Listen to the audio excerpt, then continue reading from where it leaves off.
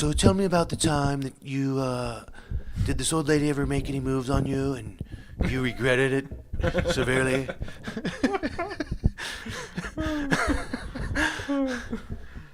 Me? Actually, one of my friends told me a story about that. It's inappropriate. I can't, but it was pretty funny. Oh, okay. I've had a bad experience. You've had a bad experience. Everyone's going to be having a bad experience. The Trump grenade. So we vote Wednesday.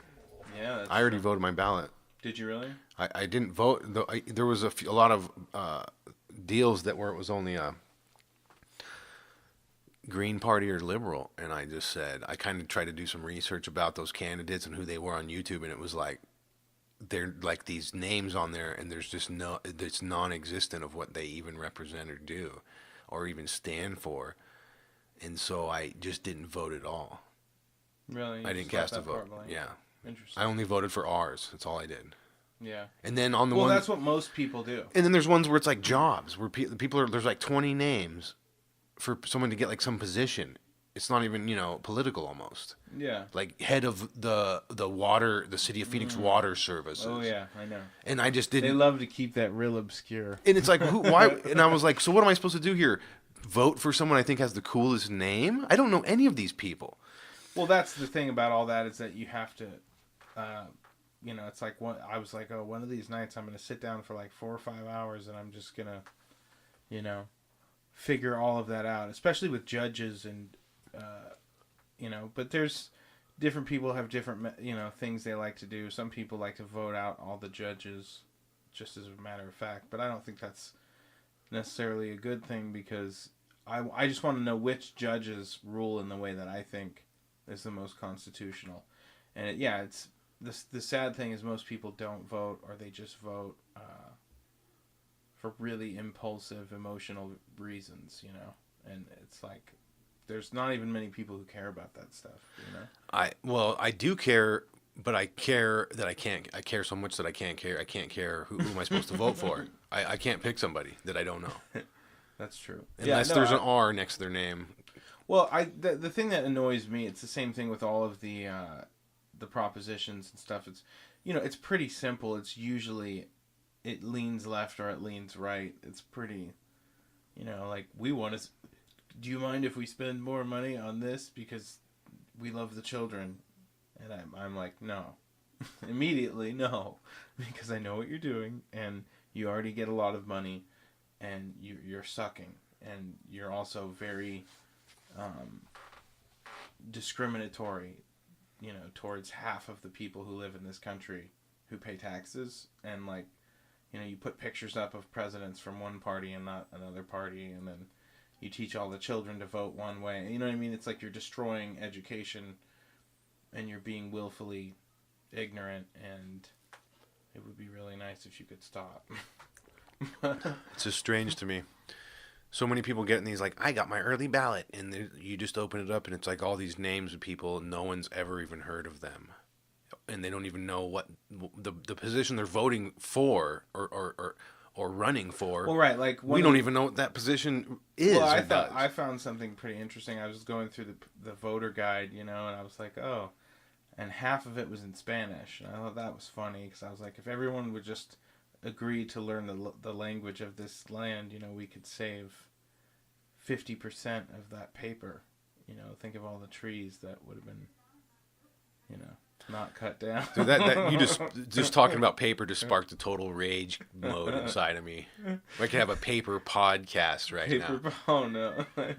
Dude, the amount of paper some of these places print out every day. No, I know, but that's what I'm for saying. Like no reason. Well, because basically there's something going on there that's not really constitutional, which is, we're going to bring in people from other countries who don't necessarily speak the language, but they vote, with whoever's going to give them more benefits. So that's how we're going to get voters, And it doesn't help if you encourage, if a lot of the people of a particular party have a tendency to,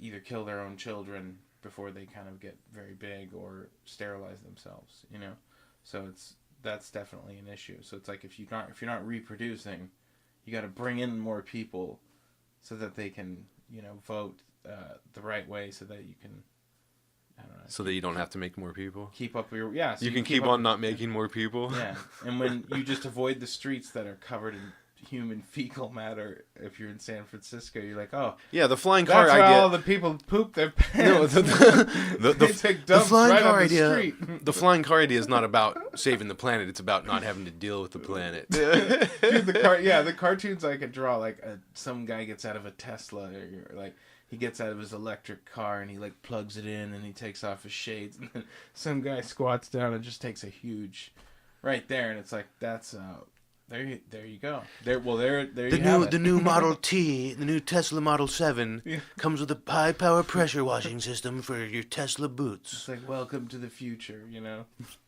Justin Trudeau. It's 2018. Think of the date. Oh, it's great. It's frightening, but I don't know. Part of me, my instincts. It's like, part of me just wants to kind of retreat into the deep woods. Well, at some point that might be. That's whatever. But everyone was already. You might be a genius. Ridiculousness, but it's like, yeah. I mean, I don't know.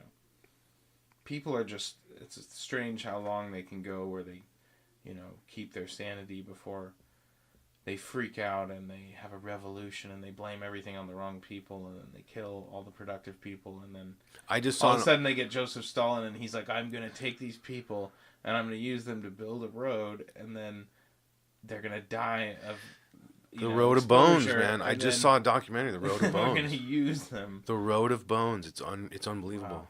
Because you're watching this documentary, and I was watching it because it was the coldest village on the planet where people live. I've heard about and the village. It never gets above like -30, Right. and that's like a warm day. And it's like 500 people live in this village there, and so you're watching the documentary, and you're not thinking anything about Stalin or any of that. It's just about the science behind where they live, in the road they're on, and then he starts about halfway into the episode. He goes, "This is about for like every quarter mile, every mile is 4 dead humans. So a 1,200-mile road is how many dead humans." And they did the math, and they're saying that that's how many bones. They're not even bones; it's frozen chunks of human because they never thaws out. So they ground them. They up ground them up in the gravel size? machine. Oh. In the gravel, they had a gravel makers there. It's made out of gravel, special kinds of layers of gravel, like a cake. See, there you go. That was the wrong kind of communism. We just need to try it again. Well, I would have been that guy that like tried to like jump out of the way of the. Well, no, they were already dead. They got worked until they froze to death, with basic clothes on. They got thrown out of the train, and they worked until they froze to death. See, I've always liked to think that if that kind of stuff ever went down, I'd immediately go. If you put axe in my hand and I'm freezing to death, I'm gonna die a different way than that. That's all I gotta say. Well, yeah, no, I mean, I would have been like, I'm gonna at least take out 2 or 3 of these son of a bitches. Yeah, I mean, breaking an ankle's worth it, man. Sometimes, I broke my ankle when I was young. Sometimes you wonder if maybe, there's days where you feel like it would have been better to just die because it's a lifelong of just kind of this broken feeling. You can't shake it. But interesting that you come across those kind of facts, and it's like a documentary like that can change someone's, like, say some kid's in college is studying ice or something, and he ends up on this documentary, a total shallow-minded human being. It could turn him around. That's true. It was shocking, dude. That's true. Completely shocking. But unfortunately, you have to really go look for that. I just don't. It's hard to tell how many people actually are smart enough to go look for it.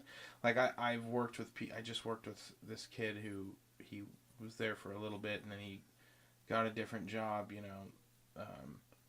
The kind of job where you can like smoke weed while you work, and just kind of chill. And he's like almost as old as me, and he was like, I can't wait till they come out with the birth control shot for dudes. I'm going to get it. I'm so excited. I'm like, but you believe in survival of the fittest. And he's like, yeah. And I'm like, Hey, even the devil believes in Jesus. There you go. No, but yeah, I mean, he really, really believed in he's like, I'm going to go to the park to go skating. Like he was really, he really thought that there was like a majestic value to just like hooking up with chicks on Tinder, and then Well, you know, and then the Brett Kavanaugh hearing happened, and then he goes, "Yeah, I went on a date with this chick, and I totally like dined and dashed. Serves her right." You know, it calls her a negative word that I won't use, which is disrespectful to females. And then I go, "What happened?" And he goes, "Well, I asked her what she thought about Brett Kavanaugh," and I was like, and he's like, "Well, she just thought that like we should give him a chance and at least let him like he should be proven guilty, you know, before we like deny him entrance into the Supreme Court." He's like, "That dude raped like 16 women," and I'm like, "Are you actually believe that?" He's like, "Oh yeah." He's like, "I told her I had to go to the bathroom, and I left her with the bill." And he was like proud of himself, and I was like, "Are you kidding?" I was like, "Dude, that is so pathetic." I was like, "I can't believe you did that." I was like, "That is like absolutely disgusting." Like, who is that dude? he's like your typical millennial dude.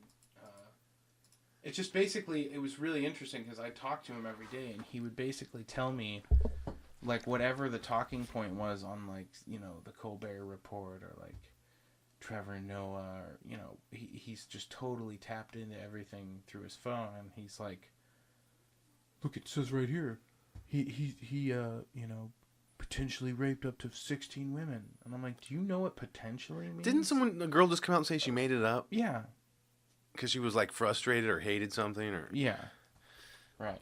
I'm sure. Yeah, because she wants to be able to kill her baby. She's like, "I want to kill it. I want to be able to cut it out of me because I hate the fact that I was created in such a way that when I have sex, I create people inside of me. I hate the fact that I'm female." It's like, why do you hate yourself? I mean, if you actually That's believe in deep, bro. science and biology, why don't you just accept who you are? I accept you. You know, I don't like, it's so sad because really what it does is it's genius from the perspective of the devil, because it actually separates all these people who otherwise would probably end up together and have like semi-functional relationships and be decent people and like maybe have a kid or two.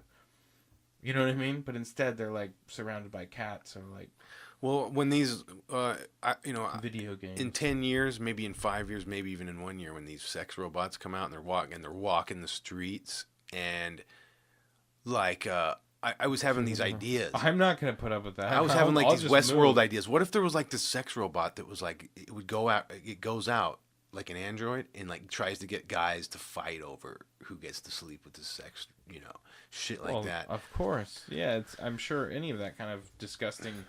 It's all possible with that. I mean, it's just sad, man. It's really. I have like all these like I don't know if you've seen Westworld or not, but Yeah, I've seen some of it. it'd be fun to go out with like you go out at night and like vigilante, you hunt sex robots, That could be like a comic book series. Yeah, like android hunt, like we're the android hunters. We go out late at night and like take out the clerk, like the McDonald's clerk that's an android. We don't like steal anything. We just disable them. And then all the liberal comedians would be like, "Well, you know what they really want to do is they actually want to take advantage of the sex robots themselves." Oh, but And some of them probably, what can you do? Sometimes some of them will. it's Hilarious, man. Oh my gosh. But it's just funny because like you see all these women getting plastic surgery, and it's like if only we could train them to act like robots, because that's what they're trying to become. No, the funny thing is that they don't need any of all the makeup, and the plastic surgery is ridiculous. They really just need like a slight attitude change and adjustment. Most of them, they don't really need any of that, and they waste time and money on it, and it's just bad for culture and society, and it doesn't work. I've seen older women who just ate healthy and exercised, and well, it's sad they and it's look depressing. great. Some people are better looking than other people. Well, of course, that's the other thing and too. you're no matter what you do, but if you're gonna know it. You're going to know it, and it doesn't matter how many people you fool. You're going to know it, and that sucks. And get over it. And that's why you need Jesus, because it does suck. But yeah, but the truth is, and that's one of the liberating aspects of Christianity, is that kind of stuff doesn't really matter quite as much. Like it does, but it's not, the emphasis is not. Well, in many ways, life would be easier if you were ugly. or unattractive. You can get on disability. You don't even, you can go and say I need to be on disability, and like they won't even question it. But like someone like me goes in there and has to like, you got to like, really be crippled or something, Yeah, I don't disability, man. I think that's a road to death. Part of me thinks going on disability. I've had these, like, I don't know if it's temptations, but it would be like, well, some of us that would do good, the right thing on it should maybe take advantage of it. To follow your art. Well, I'm technically disabled. I have a broken ankle, and I could claim I could probably claim I can't work somehow, but. yeah, but I don't think that's good. I think that would limit you. You're limiting yourself. Yeah, you're limiting yourself as far as maybe a career status, but I'm not saying I wouldn't work. I would put all my energy towards, Right. which Yeah. would be funded, and which a lot of people are doing that. No, I know. In fact, one of my relatives was talking to me about that, and that's actually his plan is, but it didn't work out quite. So he's like, now I have to work, and I'm like, man, if I could work 40 hours a week, or maybe 30 hours a week, and pay my bills, like, and just work on music, like, I could be so productive if I didn't have kids, like. But that's it's all really in the eye of the beholder, because it's like once you have kids, you work so much more that you realize, oh man, if I would have worked this hard when I was younger, I would have been like way ahead, Yeah, I don't know. It's a weird thing, but no, I mean, it's like I feel the same way about settling. Like I have a decent job. I'm sure if I stuck around for a long time, I'll get a decent, position. I'll get a decent wage. And so that's always a temptation to just kind of, that's kind of my family tradition. That's what my grandpa got a good job and, sat on that and raised a big family, which is cool, but then there's also a part of me that's like, I don't know, I could do more, Well, sometimes it's we're called to do, and we end up in places that we, it is the right place for us because we're being set up to do something what we're really supposed to be doing. Yeah. And sometimes it might be ground zero. Sometimes you got to hit ground zero to find out who you really are before now you can finally do something. Sometimes it takes, it seems like it took me all the way to my 30s to hit ground zero and find out, I don't know. It's like I knew it was important, but I didn't care my whole life. Or I did care, but life seems so slow when you're young. And then when you hit your 30s, it's like, dude, life's over. Life is so short. It just flips on you. Yeah. And some people can't handle it. Some people just have a meltdown, and then they just like, I'm forever 21, bro. And they're like, know. Another guy I worked with was like that. He was in his 40s, and he would make really crude jokes, and I'm like, dude, you have daughters. What are you doing? He'd make a joke about a Catholic priest, and I'd be like, you're an ex-Catholic. they can't escape. Like you're an ex-Catholic who's divorced, and you hate your ex-wife, and you're making like high school jokes, and you have a daughter. Like, he's like, oh, whatever, I'm just playing, but don't bring my daughter into this kind of thing. Like, that's where you crossed the line. It's like, dude, you've already crossed the line, little man. Like, don't, like, you know what I mean? Like, I don't give a like, you have your line and I have mine. Like, and you've already crossed mine. So if you want to get like that, like, yeah, don't try to flip it on me and act like you have moral justification to be angry. And he was lazy, and he was just, we'd work all day, and he'd pack like 30 boxes, and he's one of those guys. He'd take like $1,000 light, and he'd like throw some bubbles in the bottom, and then drop it in there, and then throw some more stuff on top, and then kind of rustle it around, and then put the lid on it, and not do it very well. And you're just looking at it, and you're like, man, if I spent that much money and I got that in the mail, I'd be like, who the hell shipped this? That's how I am. Yeah, sometimes I open things up and I'm like, crackheads, or I'll have like a judgment that's like, sometimes I think it's pretty close to true, like fat person or, miserable. Well, certain people believe that those kind of things are caused by spiritual entities, demons and demonic spirits and things that sort of whisper into your inner ear and tell you you're worthless. You're pathetic. You're nothing.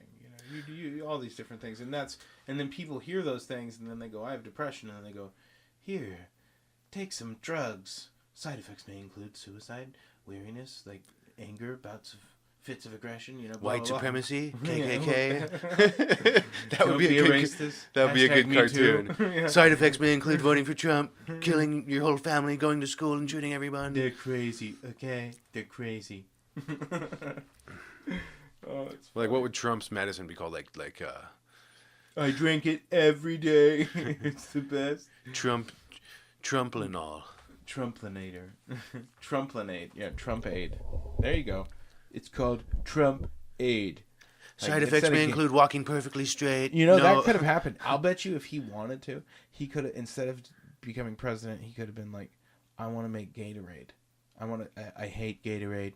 They insulted me. How dare they? I'm going to take over their whole industry. And then he creates Trump Aid, and then, like, it shows his face on it. And it's like, I drink this, and then I build a building. You know, like, it's just funny that he might actually do something like that. Well, why not? You know, what's But wrong? I mean, honestly, you're allowed if I to could be make president. that much money doing something. No, it's like he's creative, so he can't be president. He's a celebrity. Well, like, aren't celebrities artists and creative people? And like, that's where the original No, they're celebrity only- came from. No, but they've evolved, and now they're only allowed to have one side of the political spectrum.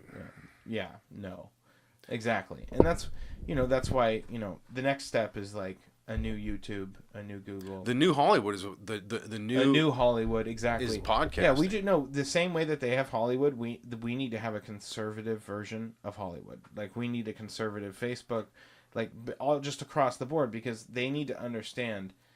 We were just being like civil, and we were just being reasonable. And you said that Facebook is just a platform, and now you're using it like a publisher, and you're being forceful politically, and you're banning people, and you're after they've helped you make all this money. Like someone like Alex Jones, he helped those companies make a lot of money. He gave them a lot of traffic. That's part of their value as a company. It's how many people are on their website. And so they've just stripped him of that in an instant because they disagree with his political views and what he's trying to do. And it's just, if they can do that, then okay, fine. Then people need to be able to say what they want to say. But that's why, they've already tried to pass bills and things. There's already a woman, I think, in the UK. Here's my theory why they banned. Or perhaps Here's my theory. somewhere in Europe who, criticized Islam, and now she's maybe it's Germany. I can't remember. It's all becoming a blur. But she criticized Islam and said that, it says right here that Muhammad is a pedophile by Western standards, and they're like, you have to pay a fine now, or like go to jail, or like do some community service because you insulted Muhammad. And it's like, well, like I almost feel like liberals really get into the whole being dominated by another man, kind of thing. Like, well, I don't know. It's just weird. It's like, what are you doing? Like, what? Are you insane? Like Christians don't throw homosexuals off of buildings for being gay. They just tell them that they should probably stop. And now they've actually, like, half of them are like, I love my gay priest. He's not bad at all. And it's like, oh, okay. Yeah, that's working out great. No, that's where the devil Oh. sneaks in by the Christians being nice and providing safe harbor Right. and second chances. That's the safe haven for all the evildoers. Well, yeah. To have still have a social world, but be sly snakes in the grass. Yeah. So Yeah, to be like, I'm Mr. Holy Guy, to almost make a mockery of the outfit and everything they're doing, the uniform of their position, and to be like, now I'm going to go back to my $1 million villa and have sex with my little Corona boy. Like I'm going to go sodomize this little South American. Like, oh my gosh. Like, really? Yes, and I'm going to do it on the church's dime. Like, wow. You don't feel bad about that? Like, well, maybe a little, but, God is merciful. It's like, I can't. I think some of them actually believe themselves. They believe in that. Like, what they're doing is really not that bad. But I can get that. Like, I actually even empathize with them, But, like, at some point, you got to just be like, no, this is wrong. Here's the deal. It's wrong. I've done It's wrong. I've done certain drugs, and I'm not proud of it, but I'm grateful for that. I got to be educated. Because Wait, you're saying because of the drugs? right, Or? because like it's like, you don't, it's like the hard knocks. You're not going to find out who you are until you've survived the hard knocks. And the hard knocks will kill you. We don't want to live in the hard knocks of life. Well, I mean, I don't know. I mean, to be But what I will say is certain I drugs or mean, dependencies, even like sugar, well, it they're gets all people to convince themselves they make up excuses and they justify things they do that are wrong. And in their mind, they have a reason to justify it because they make it fair. They figure out a way to make it so it's Right. fair, and God understands, Right. and he understands that this is just a part of your life you have to get through right now. And and there is some mercy in that because you are completely being driven by a false entity. And it can be sugar, it can be cocaine, it can be even marijuana. yeah. Well, it's all this in the seven deadly sins. It's like I can go without food and almost eat nothing if I'm engaging in other types of sin. Exactly. Like straight up, like I don't like Exactly. I can literally I can fast. But what's really hard is trying to fast and trying to pray. Like that's really difficult. But when you break through certain barriers and you take your mind and your intellect to a whole nother level where you go, wait a minute, like my brain is dominating my body and my spirit and my soul, and is crying out to the creator of this universe, and I want to know more and I want to understand, and it's like for me it's like I haven't got much farther than that. Like I stay at step one, bro. no, but it's what it is you have to just keep pushing yourself, and it's even if it takes longer than you would like. If you take incremental steps, you can ultimately do whatever you want to do, and then it's just your attitude, because if you learn, oh, I'm really fast this way but I'm really slow this way, then you can overcompensate for where you're slow, and then you know what I mean, and that's what I'm trying to figure out. And it's just like it's really weird for me. It's like some of the things that a lot of people are like, oh, that's not that difficult. It's for me it's like, yeah, it's a little bit difficult. But then some things that most people don't really understand how to do, I feel like it's easy for me. And that's a weird thing, and everyone's different, and everyone is got their own different combination. Some people are just kind of okay at everything but not particularly good at anything, and it's like you got to play the hand you're dealt in life. That's me. I'm okay at everything. I'm okay at everything, but I'm not really good at one thing. No, I wouldn't say that. I wouldn't. Some people think I'm really good at one thing, I but think I don't. You and I have a similar confliction. I think we're both potentially really good at a lot of different things, but we're actually pretty good at a lot of different things. Yeah, I don't want to focus on one thing because I love all those other things I do. Well, right. And so I can't get like pro at one thing. Well, one of the things I've been trying to work on is how can I combine all these things that I like into one job, and that's what we're Podcasting. That's one way. Well, yeah, because the other thing, you could podcast while you work. That could. Oh, I don't. That's a great idea. Well, I've done it. I was mad one day at work and I was podcasting. I just turned it on. I just turned it on in my pocket, and and it was pretty great. Like I thought it was great listening to it myself. It was like, well, the concept is definitely, yeah. I mean, it could be really interesting. Like, yeah, like you could have philosophy. Like two blue collar guys actually have a really in depth conversation while they do like really impressive work, and people are like, oh wow, like I've tried to paint my house before, that's really difficult, and that guy's just doing that. But they're talking about like all of these different things that most people don't like to dive into because they're actually interested in truth. They're not just gunks who just like I just work. There's something in modern society where people feel like it's degrading to do work with your hands. It's interesting because in the past it used to be the opposite. That's what I learned today in the art history. Well, they turn it degrading. It's because they can't do it with their hands. They've lost that touch. Well, like in the old days, like it's in now Italy, swinging back that direction. Well, I mean, I hope so, but absolutely. I mean, it seems like it goes back and forth. But in Italy, like that was the thing. It was like if you were a tax collector and you didn't work with your hands and you just like used your cleverness to make money, you couldn't even go to confession. Like, it was like you're gonna go to hell because you just keep doing these horrible sins and you should stop. And it's just funny because like in those days, like if you did something with your hands, it was like who could do the most with their hands. That's like the environment Michelangelo grew up in. Like what can I do? You know, oh, I guess I could do this. I could do this. Okay, I'll try this. I'll try this. Like no limits on himself. Just like whatever I can do, I'm gonna try it. You know, like rather than thinking too much about it, I'm just gonna be thrust into it and just do it. You know, and I think that's like the secret to being a really good artist is just if you can motivate yourself in that way, just so you push forward, you actually probably end up being more successful than most people.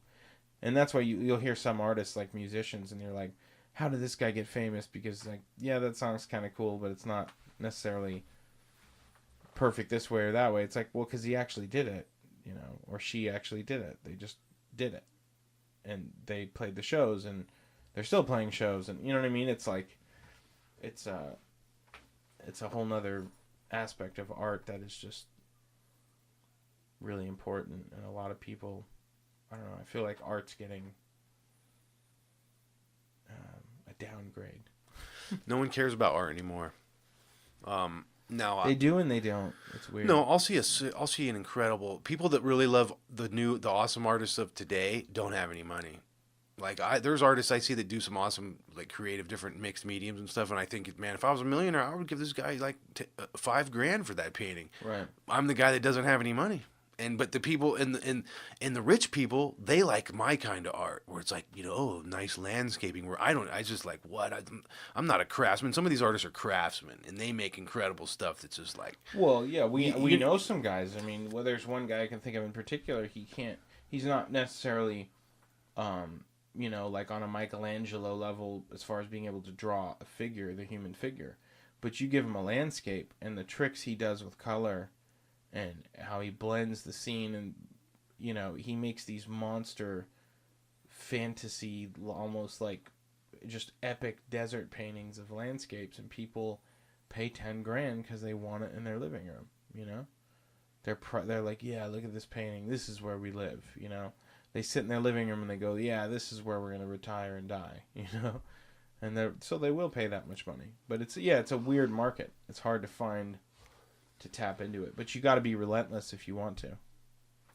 Yeah, you have to. Well, if you're gonna make money painting pictures, it's because you love painting pictures. And I'm not gonna make money painting pictures because I love painting pictures when I'm in the mood to paint a picture, but I don't love doing it every day like I do, like writing music or. You know, my artistic kind of directions go. I love other things more. You know what I mean? I'd rather like restring a guitar and experiment on some weird tuning for like 4 hours and get it all set up and have like completely zero success than just I could have cranked out 2 paintings in 4 hours. You know what I mean? Mm-hmm. I don't love painting that much. I don't think. Sometimes I do. I get in the mood. You know? Yeah, but if you could make money, if you could at least make the money you're making now, that would inspire you.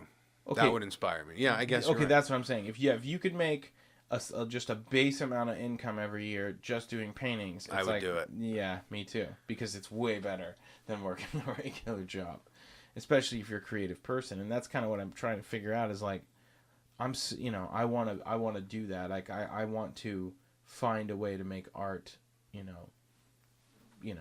financial reality to where I can actually just have a family and, own some property. Like, I'm not trying to be greedy, but I like the Western man concept. You got to get yourself a little corner of the world. Oh, yeah, 2 acres and a cow. Well, other than that, what's nice. That's going to be a Christian way of making the most of your flesh burdened life. Well, it's my home already. It's like with all these little kids running around, it's blossoming into it's like this little. It's a miniature version of Christendom. There's crosses everywhere, and there's prayers said at regimented times throughout the day, and they're learning and they're growing and they're playing, and it's like this little wonderland to them, and they don't know about anything else. They have this beautiful little existence, and it's like that's, I can see the pearl of our civilization right in front of me. That's why we invented, that's why the patriarchy invented tampons. That's why we invented toilets and modern plumbing. You're welcome. So you know what I mean? Like the slab you're standing on, was it poured by 50% females? Well, no, because you wouldn't let us work the jobs. It's just like, come on, man. Like, stop it. Stop being ridiculous. Like, no. Like, you can create a person inside of you and push it into the world. that's really cool. I can't do that. Like, when my wife gets pregnant, I get jealous because, like, seriously, she has that connection with our new child in her womb, and she can communicate with this And you're child. just some And I'm spaz just donor out there. outside. You're just like this pet dog out there waiting to Yeah. be fed. Right? Yeah. Yeah. I Yeah. did my duties. I did my duties, master. You do. You're There's just out there shaking your tail in the cold. There's a part It's of true, you that man. you feel like you're like, yeah, like you're just. I know that feeling. It's It's true. a very humbling feeling, but then the cool thing is that's what makes you very pro-life if you're perceptive and I think, honestly, emotionally open and intelligent. You're sitting there, I'm putting my ear on my wife's stomach and I can feel, the kicks of the baby, and like, I go. It's amazing. Think about this. I go 1, 2, 3, and then I feel, No, you don't. Yes, I did. No, And I you go don't. 1, and then I feel 1. Like she literally, like, there was some level of communication going on there. Like, I mean, playing games. I with bet her. you could teach the ABCs. I bet there's a way you could teach the count to 1 to 10 by doing Well, that. I don't know. I mean, I'm not, over speculating, but I am saying that something there, and when she came out and I spoke, she turned and looked at me like, I know that voice. I remember that voice because I talk to her every night. Yeah. And there are people who never do that. They go, they go, okay, baby, I love you. Good night. I'm And going to then read my book now. I'm going to read my Is book that Trump? Is that Trump? No. This is like the. I'm going to put you to bed now. This is like the opposite of Trump. No. But no, it's it's like, okay, baby, good night, and then they just put the baby in the the crib, and the baby's like just laying there. A psychopath in the making. Yeah. This Like, fall, neglect. right before Christmas and everything holy, you are going to meet the devil. You thought the Russians were bad. No, it's terrible. I'm not saying that that's necessarily horrible, but I mean, yeah, there's a certain level of disconnect. Yeah, people that don't want to have kids, or it's an unfortunate thing, unless you're like a Christian or you understand what's really going on, your child's going to be neglected like a neglected dog. It's going to have that skittish tendencies. Oh, that's very triggering. I mean, I would say that I don't know if that's always the case, because I know there's some people. Well, there's miracles. Well, yeah, but yeah, no, I think there are a lot more miracles than people realize. But no, I mean, there's definitely people who are raised in the opposite environment that come to the truth because they want it. But I've had tons of friends that speak out and go, I was never close with my parents, and they explain this feeling that they're going through. And since I don't relate to it, I know exactly what they're talking about, because I fear not having that. And therefore my imagination, because I'm fairly intelligent, I know what I can imagine how lonely and what you're going through, that you have problems and issues with it. And right. so, well, right, because there's people. A great comedian, Theo Vaughn, talks about it. How his dad was like 70 years old when he was born, and his mom was like 36. Oh, wow. And he was like a toddler running around. Was And then he, like, his dad died when he was like 4 years old or something. And then his mom's like, like a 50-year-old woman. And she's like, you go to your soccer practice, Johnny. Yeah, and he was just out there in the streets with the kids. That sounds like Robin Williams or something. Maybe it's a comedian thing. I love Theo By the way, Vaughn. I shook this headphone jack, and now I have surround sound, and I'm like, I feel like now that I can hear. You want to delete the whole episode. No, like I went too loud because I was good. But no, you can. A little bit of rough around the edges is a human. That's too bad. It'd be fun to do like, we're not even humans. We're what Google AI thinks a podcast 2 characters would be talking about, and that's in my voice. These voices are a conglomerate of different people's voices, including your presidents. Of the United States. Jump in on something like that. Okay. Smoke break. It would be perfect to cut to commercial after that. What would our advertisers be? What would be one of our advertisers? That's Like I'm one of those people. Like let's say someone comes to us and like, we want to sponsor your podcast, and will you do this? And then like I read about like, who are these people? Yeah. Like some people they'll let anything sponsor them. Me, I'd be like, no, you guys, I don't care how much money you give me. I can't sponsor this shit on my. Seriously. It's like It's like, yeah, but that you could be makes me think rich of the and Black. quit your job and be like, I can't do it. Well, the Black Keys sold. I think they sold one of their songs, a clip of their songs, for a mayonnaise commercial in Europe. They did? Yeah, but everybody gave them a ton of crap about it. But then the guy was like, I mean, I got like hundreds of thousands of dollars, and I was able to buy a new tour Yeah, van. but still, like, hardcore fans, it's bitch made, man. I can't deal with that. Yeah, but I mean, like he was like, it takes like all of our parents like several years to make that much money, and all we had to do was let them play our clip of our jam for some mayonnaise commercial. Ah, man, that hurts. That's like turns my stomach. Yeah, I would probably sell out too, though.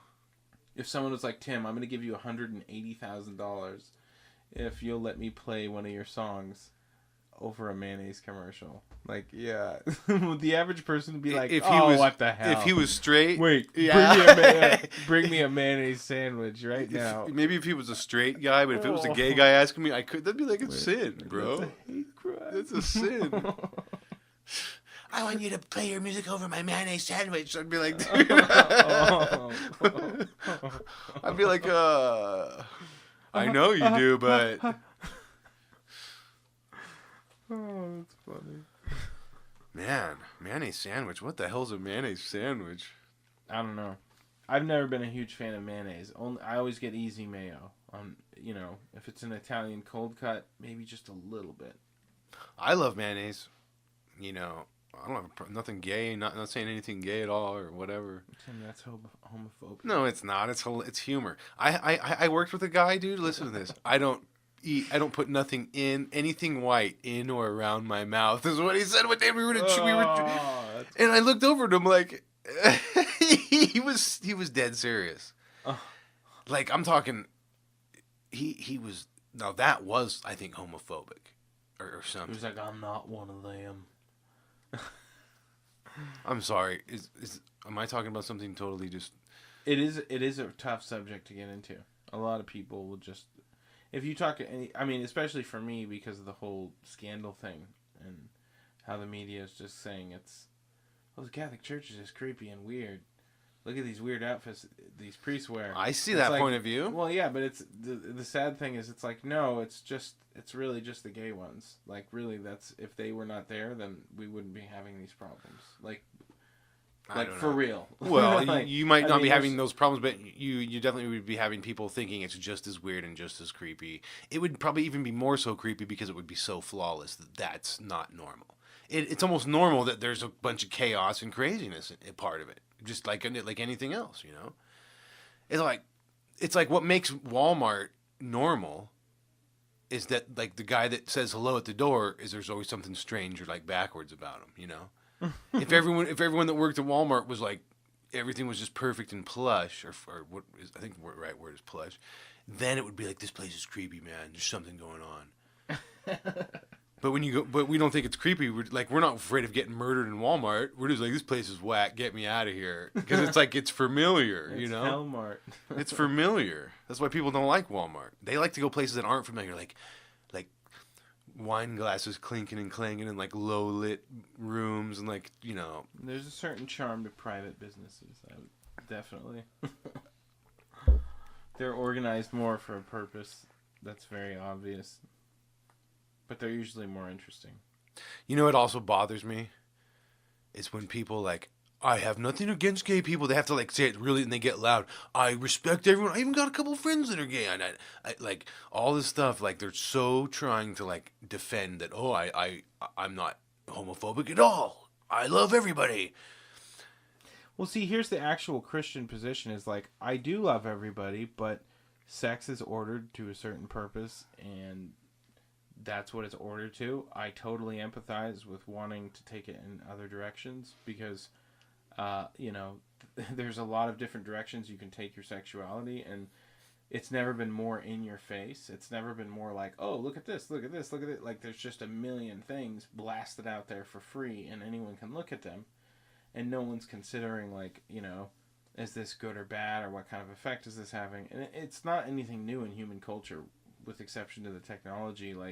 The ancient Romans had um, pornography. You know, they had abortion, or I guess you could say exposing. Or Well, it was worse exposure. than that. It was just like throw it in a pit, tie a bag around it in a rock, and throw it in the canal. It's Pretty like much, they yeah, kill kittens, you know. yeah, That I mean, yeah. that goes on today with human beings, All right. and we try to act like we're our society became so sophisticated that we became cut off from the harsh humanity of life. Yeah, now And we're like in shock now that we're becoming age of reasons. We're like, it's craziness, you know. And it's like, I don't know, man. Maybe that's why God made it that way in the first place, because He knew that, like, if everything's too easy, you know. But even when things are difficult, people do terrible things. But Right. it's yeah. But I think we've always known that it's messed up and it's wrong, and so we were always trying to change it and battle it. You know, because if we didn't, we would have all just murdered each other by now. We would just abort the gorillas are out there always trying to abort every other gorilla colony.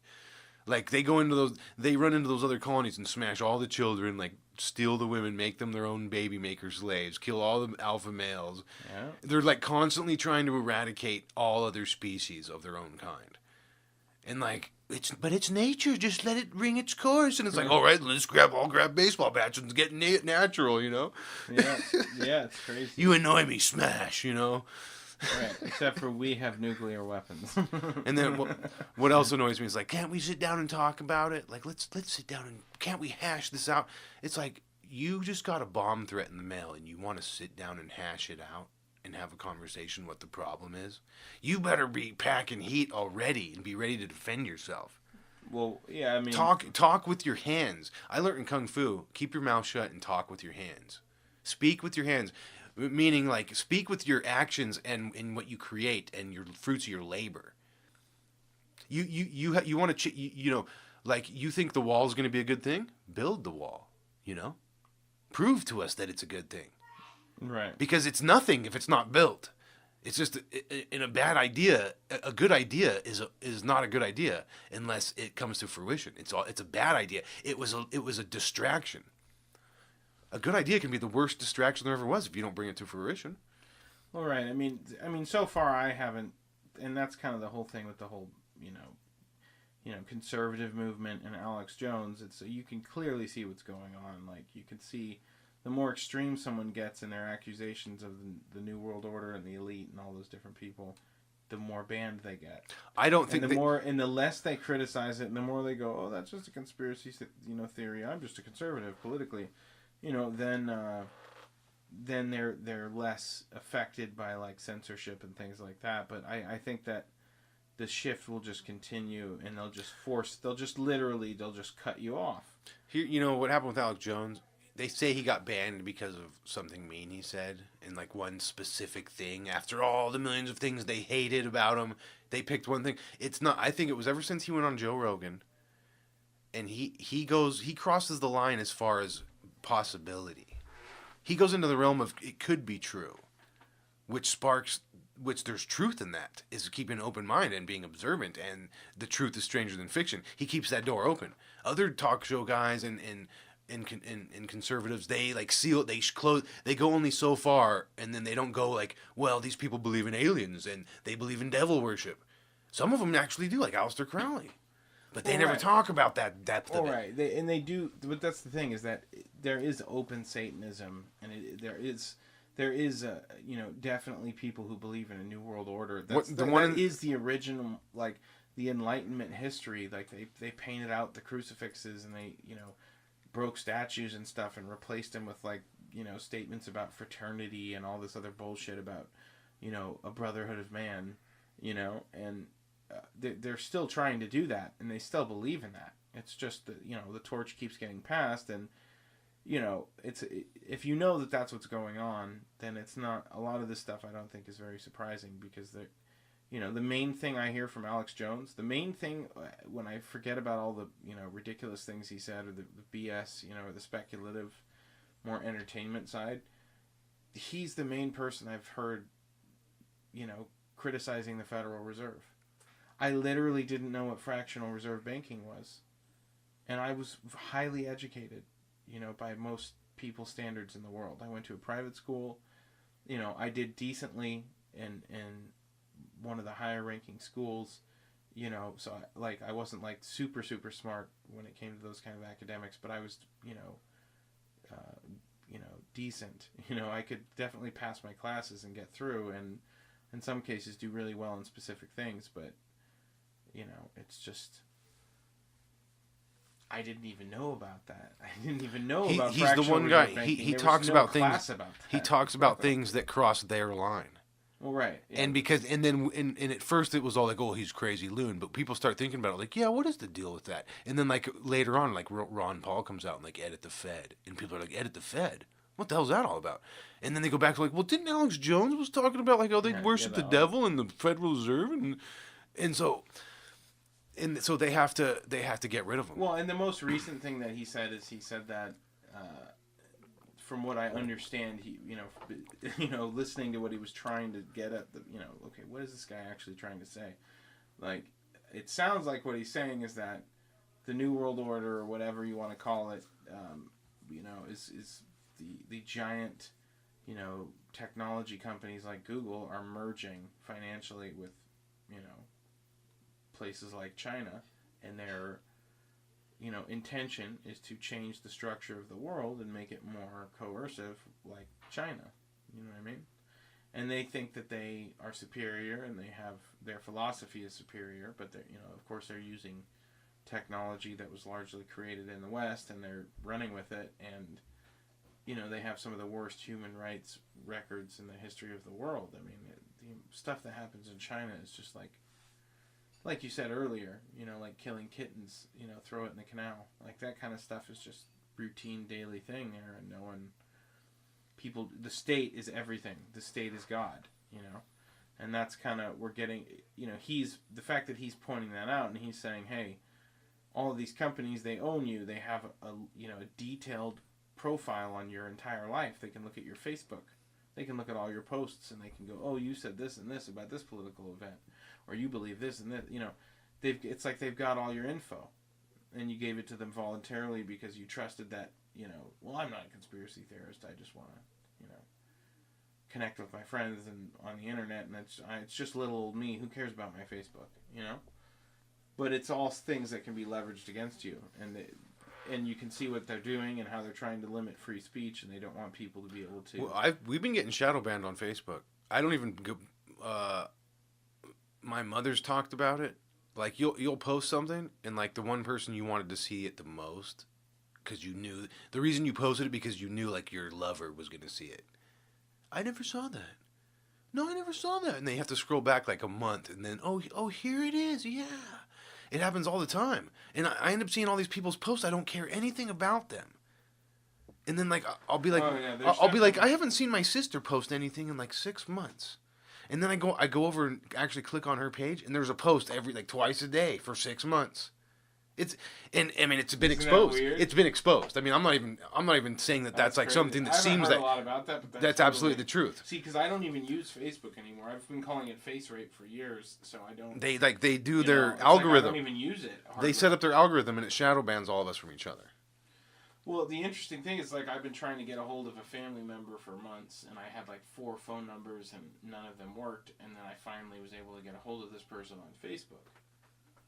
And it's like, that's, if I didn't have Facebook, I wouldn't even be able to contact this person, and that's the only reason I have Facebook. But I'm kind of at the point where I'm just going to take everything off of it and just. I am too. I wish I could get rid of it, but you almost have to. It's almost forced you because it's the only place to get in touch with your family. Well, but it's not really. The thing is that there's nothing about Facebook. What I've realized is it's like I liked being able to express myself on a platform.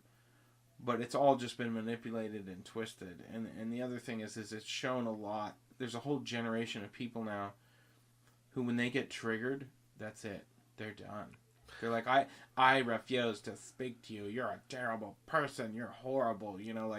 Like I literally had this crazy feminist woman, just filled with vitriol and rage and hatred at her own situation and her own life. And her own screwed up scenario, and just tried to take it out on me. And it's like, and she like tried to, she pressed my buttons and said all these nasty things to me, and said I was like worthless and I didn't deserve to be heard, and I didn't even literally get a sentence out. because she goes, well, what do you think's the issue with relationships these days? And I warned her. I was like, I have a tendency to push people's buttons without intending to, because I just have strong opinions, and I'm not going to. I don't care if it offends you if I believe it's the truth. I find it more offensive to offend the truth than to offend a person who doesn't like the truth. So, and she goes, well, no, I'm an open book. I like to hear what everybody has to say. And I said, well, I think there's kind of an issue between men and women, like, I think women sort of are obligated to men in a certain way, and I think men are obligated to women in a certain way, and they sort of owe each other things in relationships, and they don't give it to each other anymore, and as a result, they're both miserable, and they're always breaking and fighting and breaking up, and kind of the stuff it seems like you're upset about, and she's like, well, what do you think that women owe men? What do you think that women need to give men more that they don't give them? And I said, well, it depends on the context. Like, what do you mean? Like a family, or like just single dating couple? She's like, no, like a family. Like a husband and a wife with kids. What do you think, a woman should do more for her husband in the modern day? And I'm like, I think she should try to work on being more respectful of him and more like, respectful to like his authority as like a man in a relationship, considering the fact that if someone broke into the house and tried to, stab you, he would probably stand in front of you and try to kill that person. Like, whereas if the reverse happened, you probably wouldn't be able to save him. You just watch me get chopped up while you scream. I mean, some it depends. Some women, I mean, I personally think my wife would grab out a pistol and just blow a dude's brains out. I don't think she would hesitate. But which is the beautiful thing about guns, is it makes women physically as powerful as any man, which is a wonderful thing. Maybe if we started making pink guns, the pussy hat crowd would be like, oh, well, they're pink, they're so cute. I don't know, but it's. She lost it. She absolutely lost it. She was just like, you're a horrible person. I don't want to hear It's funny when you see those crowds. And I'm like, dude, I didn't even tell you what I think men owe women. And she's like, I don't even care what you think. And I was like, so you don't even want to know what I think men should do in return for women? She was like, no, fuck yeah. It said all these nasty things to me. And I'm just like, okay. And I got really, frustrated about it. It genuinely, like, riled me up and made me upset. It, like, ruined my night. And I,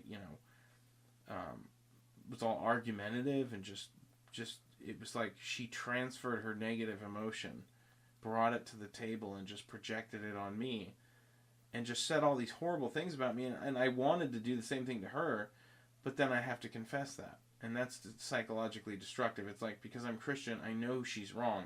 And I know I could just hack her to pieces intellectually, and I could say that's horrible things to her, right? But then if I do that, that's like a horrible sin, because I'm damaging her. And it's like, yeah, well, she's damaging me. And it's like, yeah, but, two wrongs don't make a right, I mean, the other day, some lady came, this big overweight lady comes up to my window, and she goes like, knocks on my window, and I'm like, whoa. At your house? No, I just pulled into the parking lot at the store. Oh, yeah? And I roll down the window and I go, hello? And I figure she's going to like ask me for money or something. And she goes, I just wanted you to know that you took my parking spot and that was really rude. And you should be ashamed of yourself. No, she didn't. Yeah, she did. And I just like started laughing. I was like, are you serious? And she goes, oh yeah, I'm serious. You think it's funny? And I said, lady, I was in the parking lot and you were out of the parking lot. She goes, I had my signal on. I was turning left into the parking lot. And I said, right, but you were on a street. And she goes, no.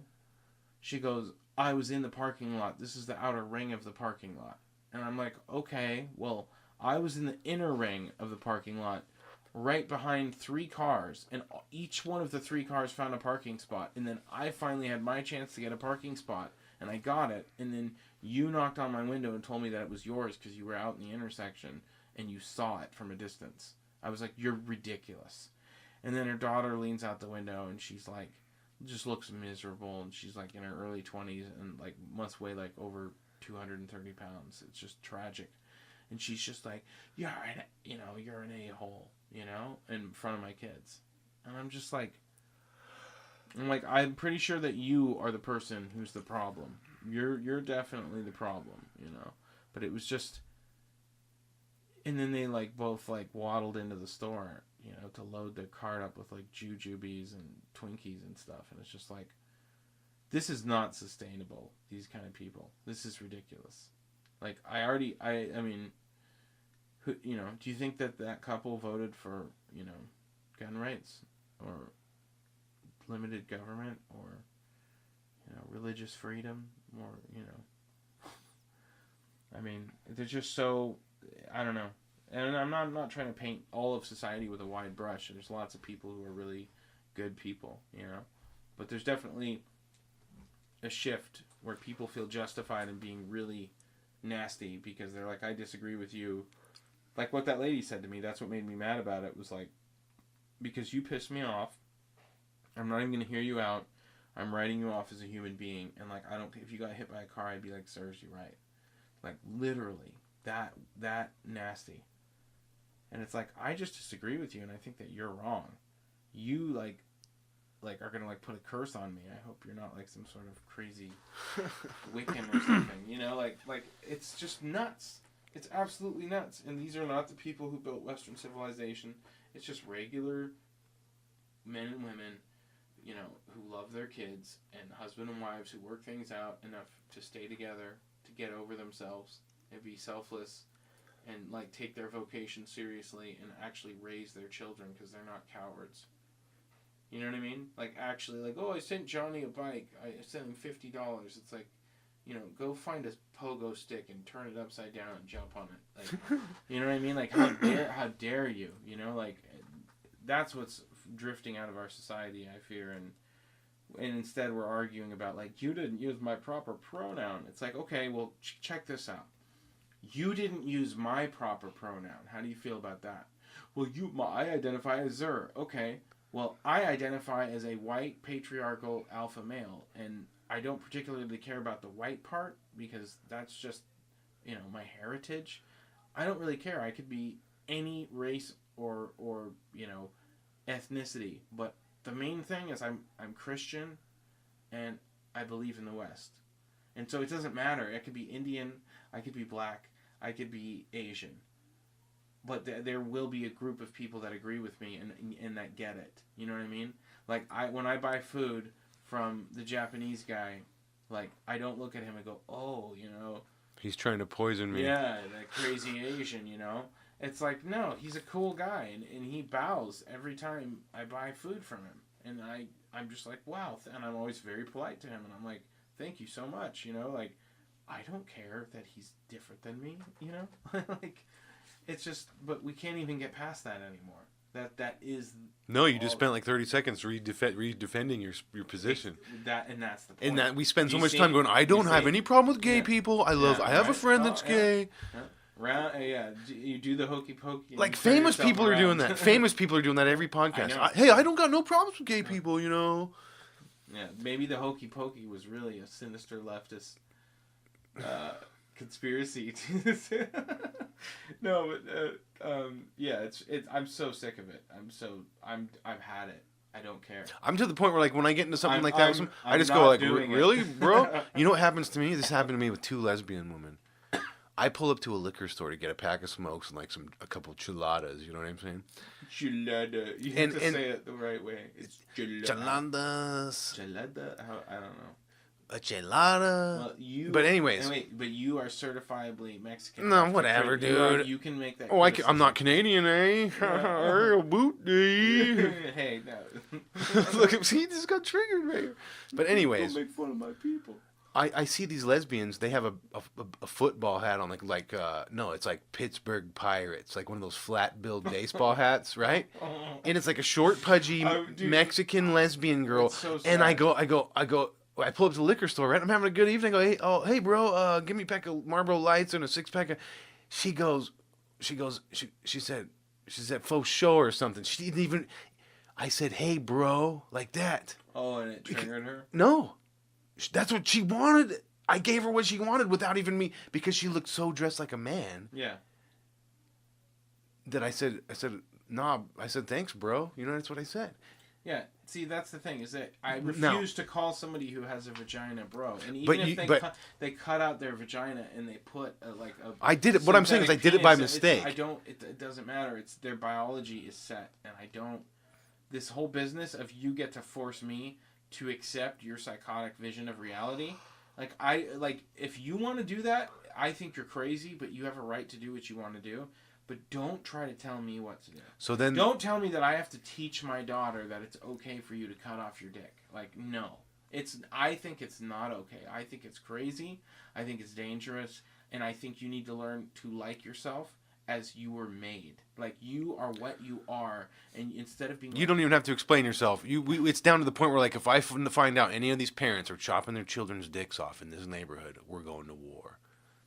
And I don't have to have a reason. No, but we're already there.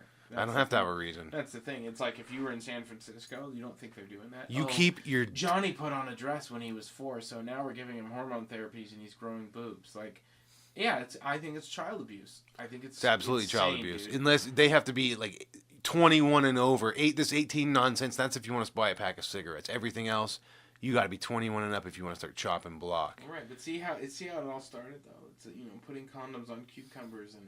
Oh, let us teach the children, and before you know it, they're teaching children. And they think that we're all sorts of crazy. Here's shit. What's weird is they think they think we're so much different than them. I could become a pagan tomorrow and just start, Well, yeah, I've always said that. I could just I could invent new things that are interesting and fun. I've always sensed that. It's a choice that we make, and it's fucking crazy that shit's not any fun. It's not any cool. It's disgusting. It's terrible. It's evil, and you're going to be convinced of it.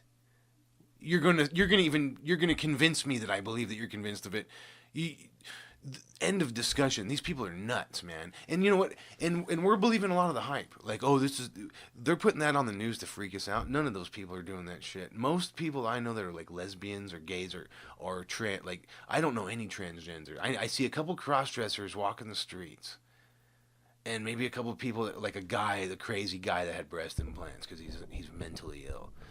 Those people aren't in our society the way they say they are. Well, right. Well, I mean, they're not as. In other words, they get way more attention than the percentage of them. It's a distraction because there's a lot of other people who are suffering who don't get any attention. It's a distraction. Like, for example, legal immigrants who wait in the waiting list and have to go through like all these hoops and have to wait 10 years. They're like the number one Trump supporters. Well, and see, if Trump was really smart, he'd be like, this is what we're going to do. Oh, let them all in legally? We're going to fast track all the legal immigrants. We're going to let them all in. I love them. If they defend the border. If they decide to defend the border. Dude, I'd be in on that shit. See, that's like a South Park episode right there.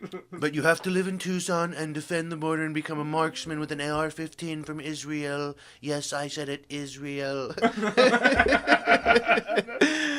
Dude, if that was in a cartoon, that would be gold. Well, this is the outline of the cartoon because, like, people's imaginations. Podcasts are better. Podcast is the future because I don't need to do shit, but just record it, and so I love it, dude. Yeah, it's much. We just had a cartoon. Well, it is. That's true. It's spoken word is epic. There's no doubt about it. But no, I mean, if he were to do that, if he were to say, I love all these people, they did it right, and give them. Like, dude, that would be the ultimate trigger ever because they would all vote for him. They would get their citizenship and they would vote for him, and then the Democrats would be like, "Trump's letting all these illegal." No, then it would flip. Trump's letting in. No, then it would flip. Funny. Trump's letting in. There's a couple of them might be terrorists. Yeah. One of them was a member of ISIS. Trump's letting legal immigrants in just because he wants them to vote for him, dude. Oh, it would be so good. Dude, it's genius. Oh man. That's almost something that someone needs to tell Rush Limbaugh just so he... Yeah, let me think about that. Now, I can clearly see what he's trying to do here. He's trying to undermine that I care about people, and he cares about them more than I do. Your Obama impersonation's hilarious. Oh, Obama. I don't know. Some people do Obama really well. Yours was great, He just does the, I don't know... We're going to have a beer summit? I mean, honestly, I didn't listen to him that much because he triggered me so much. Because he's so obnoxious. He's he knows what he's doing, but he acts so civil and so polite, and he's, oh yeah, yeah, you know, it like, but he's so nasty. He's so divisive. The things he says are so deliberately offensive. Like I always, you know, he's the first Trump. He's the first reality TV show president, dancing with, you know, Ellen. You know what I mean? He's the one who started that stuff. Yeah, him and Michelle, they were like, it was like, I don't even know about Dude, Michelle they would Obama just. sometimes, you know. But that whole Michael Obama conspiracy. I don't know. There's conspiracies for days, man. And like I'll tell you one thing. Here's one universal truth about all conspiracies. Man, they so all are convincingly convinced. You can be convinced for a split second. Oh yeah, they are all convincing. Dude, I just saw this one video where it showed her dancing, and it was like had an arrow pointing to her crotch. It was like, look at how something in there is bouncing up and down and hitting the fabric. And it was some guy talking about it, and I just remember bursting out laughing because it was so funny. Just that even someone had taken the time to do that, you know. But it's like people are sick, yeah, you know. Even if I was convinced of it, I would never be like that guy. I have to prove to the world by zooming in on this possible penis, you know. And so you know, even if they are what people say they are, we shouldn't expose them to that. Well, right. All the clickbait stuff, you know, it's a symptom of the stupidity of our culture. It's how, you know, it's like bite-sized stupidity. It's just, you know, it's not very enlightening. You know, there's no way to actually know what's going on because you just, and I've argued with these people at work and some of my friends, and, you know, they just regurgitate the same things that I can hear on YouTube, and I'm like, that's as far as your opinion goes. And then they'd go, whatever. They don't even really care past that. You know what I mean? They're like, I just think this because it makes me feel better about my own situation, you know? And it's like, oh, okay. You know? And then here I am. It's like I have a family. I'm trying to take care of everybody. I'm doing it old school style, you know? And then they're telling me that I'm the oppressive one. It's just like, you know what? Eat crow. Like literally just... Like, if that's how it's going to be, then okay, you know? You know, it's then weird. Draw the line in the sand because that's... And you know, here's another thing that's weird. That is ridiculous. Like, I do everything for my family, and, like, you mean to tell me that, you know, because I'm not going to tell my daughter that I'd be proud of her if she became a lesbian, that, like, I'm a horrible person? Like, what? Because you think my religion is stupid? And I think you're... Well, what about me thinking that you're stupid? What if I think that your philosophy is a failure? Good for you. Go for it. Do it. Well, what if I think that what I believe is the source of all the things you're benefiting from, and you're the one who's in the wrong? You know what our problem is? They don't even think about it. No, here's our problem. They'll go like, "Oh, you're just a complete moron." That's what our problem is. We need to get there first. We need to shoot first. What's wrong with you? You're an idiot. And that's not bullying. Bullying is when you go up and keep pushing someone. You're a jerk. You're a loser. You're a loser. That's bullying someone. But if someone's an idiot, sometimes you just got to turn and go, "You're a freaking idiot, bro." Well, that one kid I was and they need to hear that. Mr. Millennial, he's I'm gonna permanently enshrine him in my politically incorrect cartoon someday. Hope God willing. You know, but he you know, I could tell he came up with this joke and he thought it was really funny. And because every day we were listening to the classic rock station, and it was like, you know, Pink Floyd, The Wall, and right with that part where he goes, "Hey teacher, leave those kids alone," he like gets in my face and he goes, "Hey priest, leave those kids alone." That's great though. See, he's got a good sense of humor. No, and I laughed. I laughed, and I was like, dude, you're so ridiculous. I was like. That's Captain Clever. So he goes, yeah, but then he goes.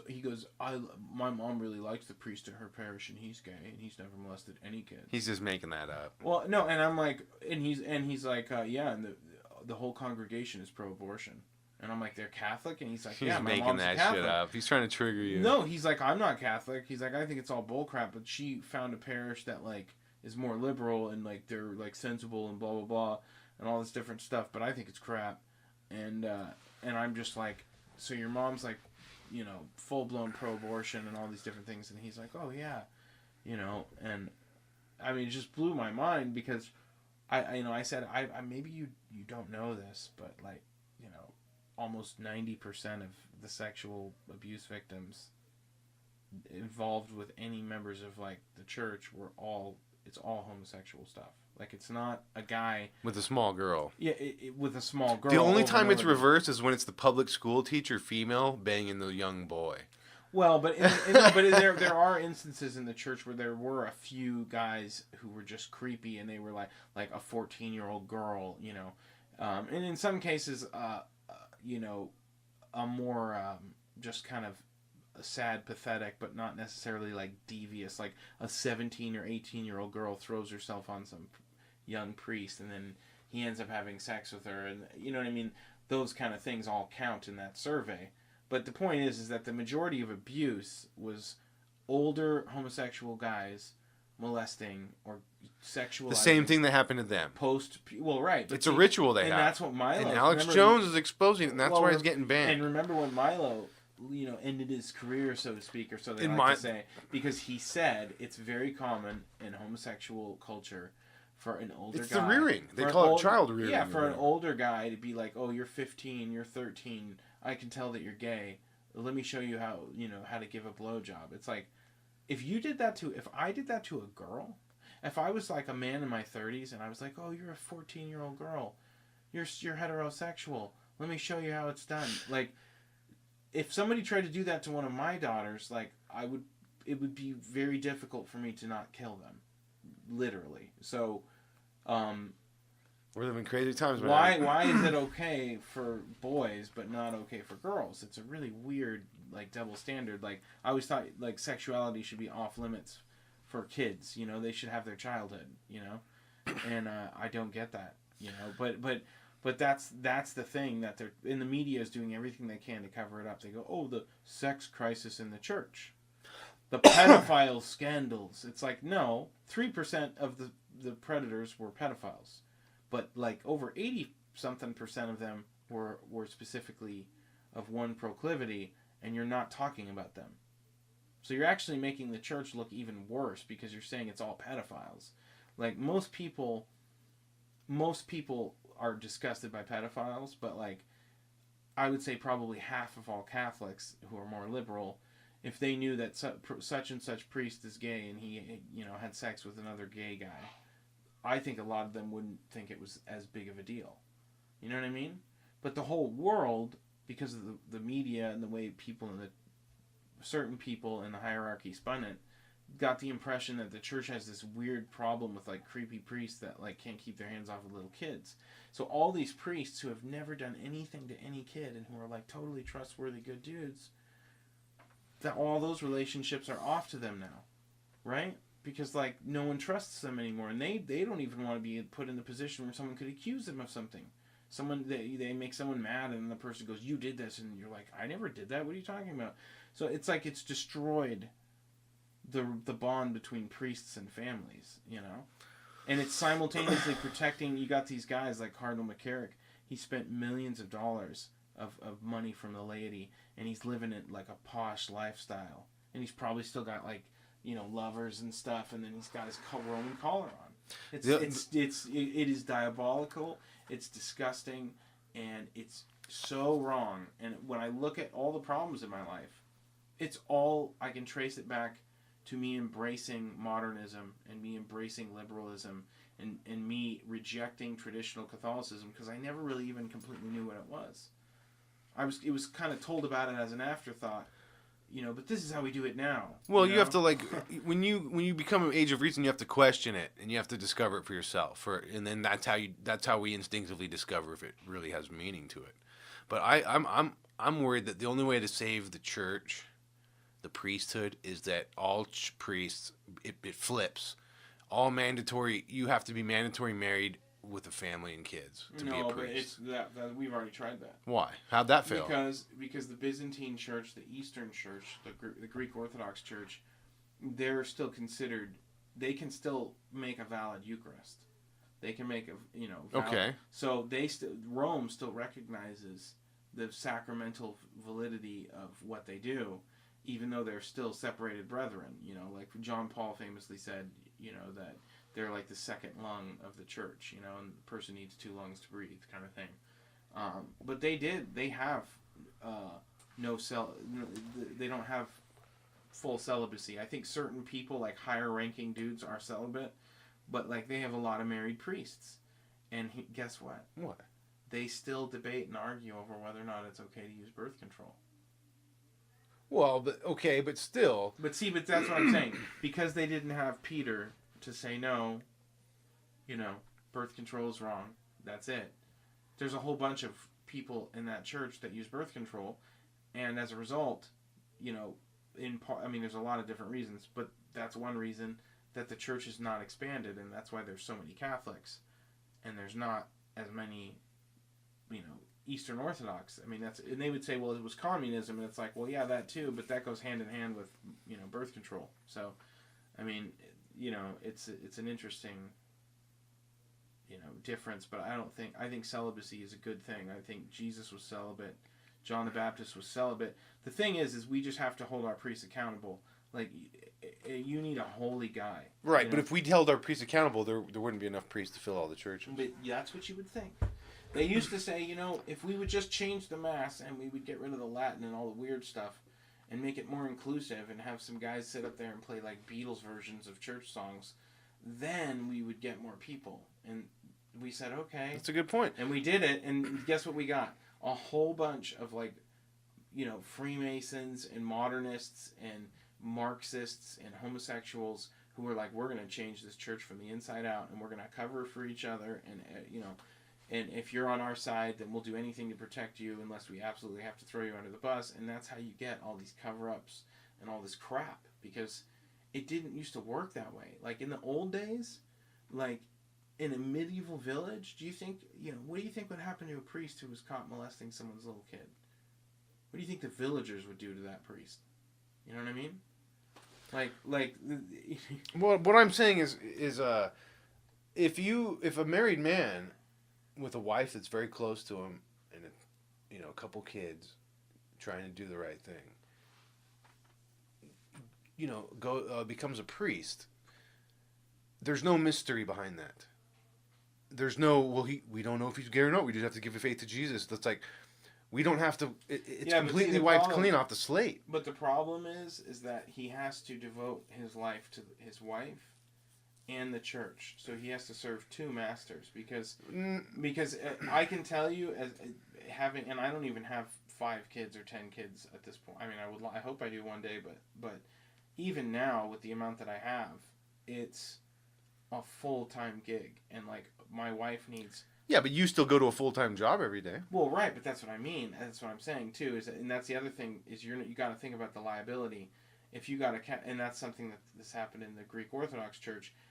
If you're married and your wife decides that I hate this church, I'm leaving, and then they sue the church and they go, well, I'm 50-50 owner of everything my husband is entitled to, and he's the pastor of this church, so I want this and this and this and this. You see what I'm saying? Well, there would have to be some kind of a Catholic rule there. Well, no, but the point is that Jesus knew what he was doing and he set it up correctly, and the top guys have always been celibate, and okay. And it's confusing. I don't know why God wants celibacy, but he wants it. And the holiest people, they embraced it, and Jesus embraced it. And so, the sex scandal is a homosexual predation scandal, and the problem is priests not doing what they're supposed to do.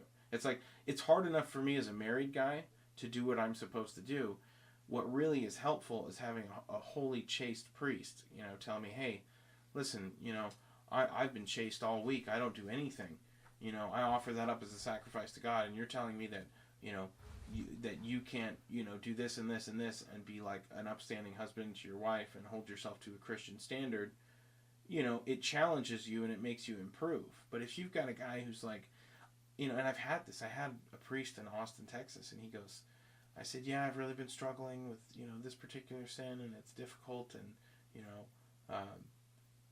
I know it's wrong, and I would like to stop doing it, but then I'm overwhelmed with temptation sometimes, and he just goes, oh, you should just, like, rest on God's mercy.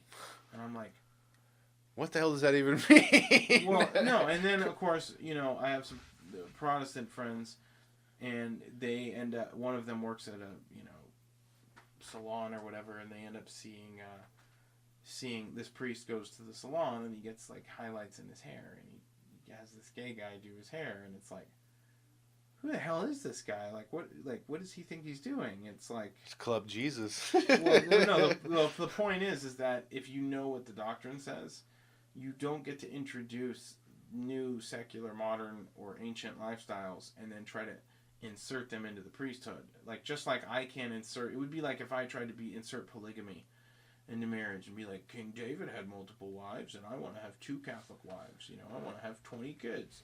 It's the same kind of thing. It's all excess and it's all to gratify yourself. And that's how you know it's orthodoxy and it's true Christianity, is you have to deny yourself, and it kind of stings a little bit. It's like if I follow all the rules with my wife, it's not easy. It's really tough. But the good times are really good. But then there's times where I have to literally deny myself if I want to be a holy Catholic man. But everyone else in my culture is like, oh, whatever, and they crack jokes about it, and they I couldn't go without my phone for more than 4 hours.